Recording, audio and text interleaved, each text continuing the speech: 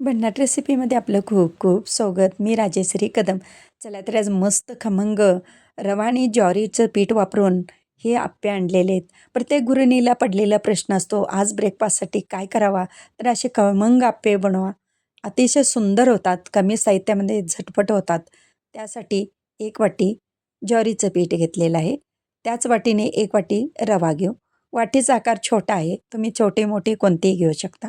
अर्धी वाटी गाजर घ्यायचं आहे, अर्धी वाटी कांदा आणि त्याच्यामध्ये ओल्या खोबऱ्याचे काप छोटे छोटे करून घेतलेले आहेत, ते छान लागतात खाताना. 2 मिरच्या बारीक कट करून घेतलेल्या आहेत. कोथिंबीर घालूया त्याच्यामध्ये. अर्धी वाटी दही घालूया. धना जिरा पावडर घालायचा आहे 1 चमचा. थोडीशी हळद टाकायची आहे. चवीपुरतं मीठ घालायचं आहे. आता पाणी टाकून हे मिश्रण जे आहे ते पातळ करून घेऊ.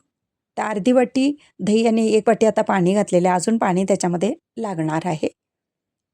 तर थोडं थोडं पाणी घालून हे मिक्स करून घ्यायचं आहे. हे पहा, अशा पद्धतीने मिक्स करून घ्यायचं व्यवस्थित. झटकीपट आप्पे तयार होतात. आता ह्याच्यामध्ये सोडा घालूया चिमटभर आणि परत तो मिक्स व्यवस्थित करून घेऊ. आणि सोडा घातल्यानंतर लगेच ॲक्टिव्ह होतो सोडा. सोडा वापरल्या वापरल्या लगेच आपण आप्पे पात्रामध्ये घालून घ्यायचं आहे. तर आप्पे पात्रांना तेल लावून घेऊ. प्रत्येक खणाला व्यवस्थित तेल लागलं पाहिजे आणि थोडंसं भरताना कमीच भरायचं आहे आप्पे पात्रामध्ये. वरती झाकण ठेवू 1 मिनिटभर. आता आप्पे दोन्ही बाजूनी छान भाजून घ्यायचे आहे. ह्याच्यावरती बटर तूप काहीही सोडा आणि सोडा आणि हळद दोन्ही एकत्र आल्यानंतर असा कलर लाल येतो, लक्षात ठेवायचं. आता हे पलटी करून घेऊ. एक बाजू भाजलेली, आता दुसरी देखील अशी खरपूस भाजून घ्यायची. खोबऱ्याच्या चटणीबरोबर हे खूप छान लागतं. नक्की करून पहा आणि घरच्या साहित्यामध्ये पौष्टिक आप्पे तयार होतात. मग ह्याच्यामध्ये तुम्ही मटार घालू शकता, भाज्या कोणत्याही घालू शकता. आता काढून घेऊ. खोबऱ्याच्या चटणीवर खायला तयार आहेत गरमागरम आप्पे.